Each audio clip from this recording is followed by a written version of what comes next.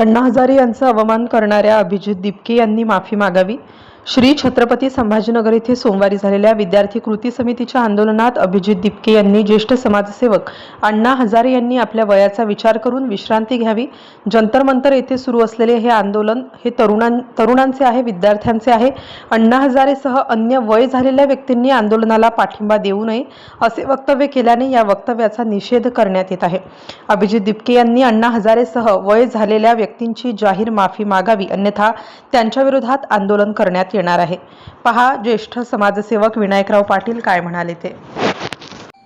सोमवारी छत्रपती संभाजीनगरमध्ये विद्यार्थी कृती समितीचं आंदोलन झालं आणि या आंदोलनामध्ये काँग्रेस पार्टीचे अभिजित दिपके यांनी अण्णा हजारेच्याबद्दल अवमानकारक शब्दप्रयोग केला आहे।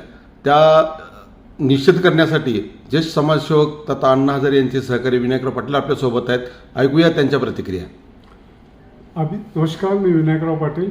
अभिजित दिपकेने काल जे अण्णा हजारेबद्दल वक्तव्य केले त्याचा मी जाहीर निषेध करतोय। अण्णा हजारेवर टीका करण्याएवढी पात्रता अभिजित दिपकेची नाही आहे।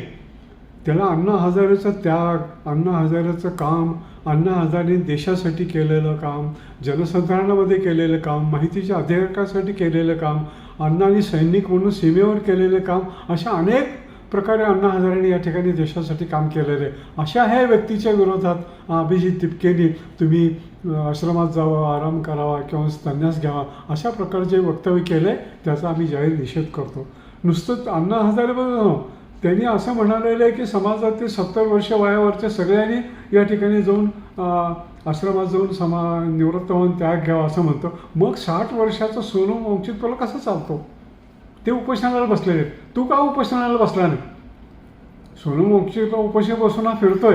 म्हणून माझी आपल्याला सर्वांना विनंती आहे अभिजित दिपकेंना की एक तरुण पोरगा आहे, त्याच्याविषयी आम्हाला जरूर अभिमान वाटतो। आणि अण्णा हजारेंनी सुरुवातीला अभिजित दिपकेला पाठिंबा दिला होता।